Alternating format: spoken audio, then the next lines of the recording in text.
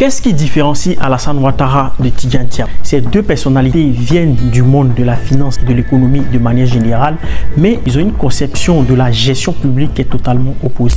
Dans cette vidéo, on va voir sur 3 points ce qui différencie Alassane Ouattara de Tidjane Thiam.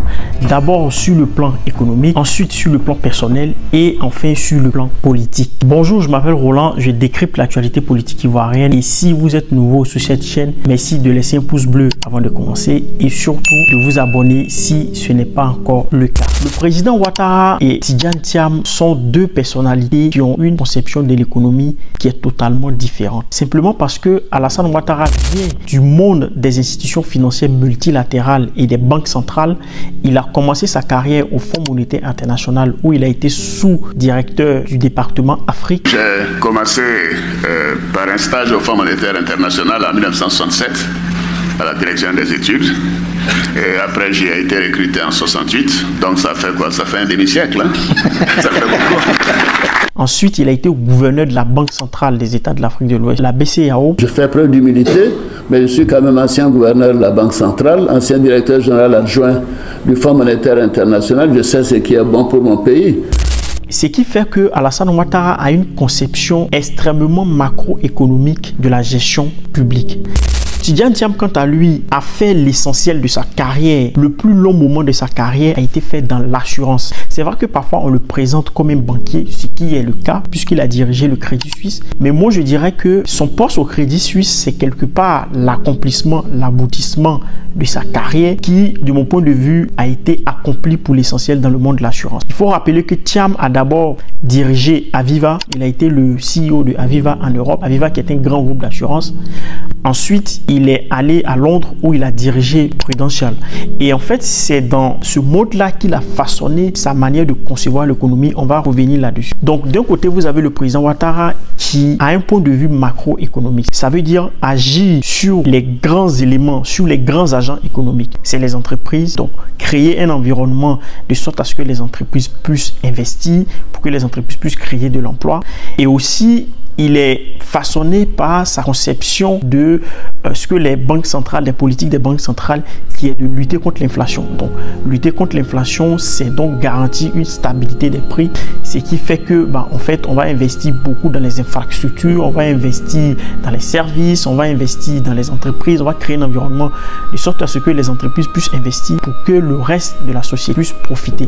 C'est ce qu'on appelle parfois le ruissellement, qui est une politique de banque centrale, parce que la banque centrale, elle joue quel rôle? C'est elle qui finance l'économie, c'est elle qui définit ce qu'on appelle le taux directeur, donc le taux auquel les banques vont emprunter de l'argent et qui à leur tour vont financer l'économie. Donc le président Ouattara est complètement façonné par cette conception-là, ce qui fait que depuis qu'il est au pouvoir, il investit énormément dans les infrastructures.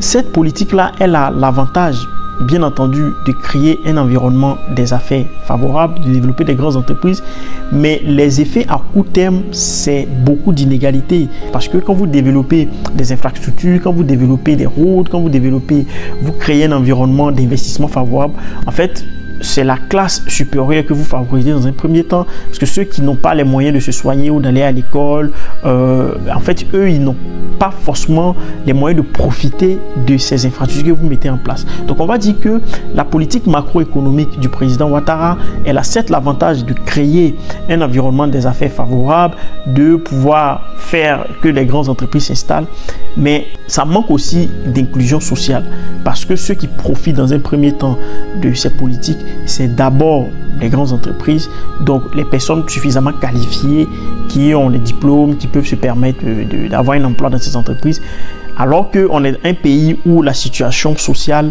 est encore très critique, c'est-à-dire les gens n'ont pas les moyens de se soigner, les gens n'ont pas les moyens de mettre leurs enfants à l'école.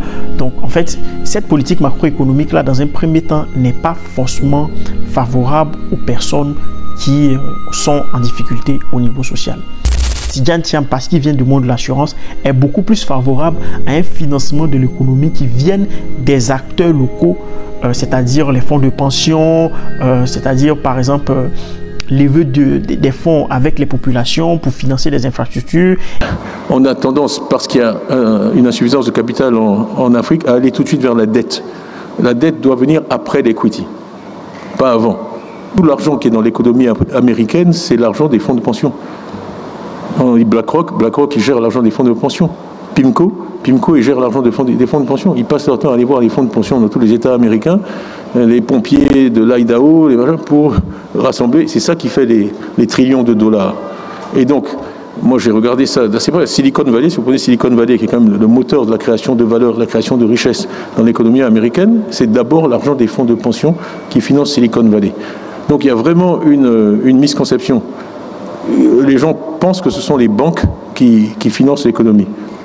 Ils financent l'investissement, absolument pas.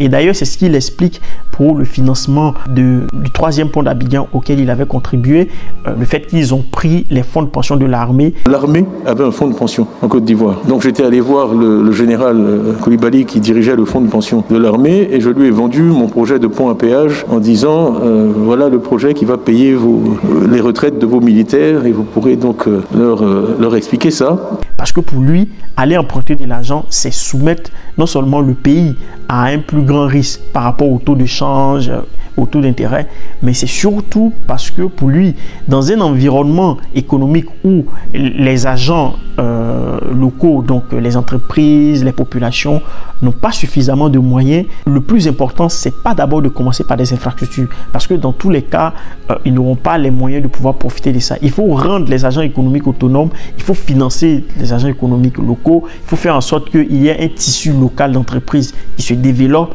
donc qu'on crée de la richesse à partir des individus pour que en retour, ils puissent injecter cela dans l'économie. Et au fond, c'est cette notion-là qui sépare Alassane Ouattara de Thiam. C'est-à-dire, c'est la notion de risque et de gestion du risque. C'est ce qui fait que d'ailleurs qu'ils n'ont pas la même conception de la question de la dette. Le président Ouattara, c'est quelqu'un qui est très favorable à la dette. Mais... la dette est une nécessité de mon point de vue. Nous, les pays africains, ne devons pas avoir peur de nous endetter. C'est vrai, mais à condition de le faire de manière raisonnable, que ce soit de la dette saine. Encore une fois, parce qu'il vient d'une banque centrale.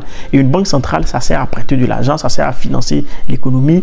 Donc lui, pour lui, la dette, tant que c'est bien géré, tant qu'on emprunte à un taux qui n'est pas totalement déraisonnable, sur des marchés qui sont plus ou moins stables, pour lui, il n'y a pas de problème à cela. Un pays, ça peut toujours produire de l'argent, ça peut toujours produire de la richesse. Alors que Thiam, parce qu'il vient de l'assurance, et les assureurs, ils ont une conception du risque qui est très sensible parce que quand vous faites de l'assurance, en fait, vous pariez sur quelqu'un, vous pariez sur un produit et vous avez intérêt à bien évaluer le risque parce qu'admettons que vous décidez d'assurer un véhicule, vous avez intérêt à bien comprendre que ce véhicule-là ne va pas s'exploser à la première pousse de vitesse. Sinon, en fait, c'est vous qui allez rembourser cet argent-là.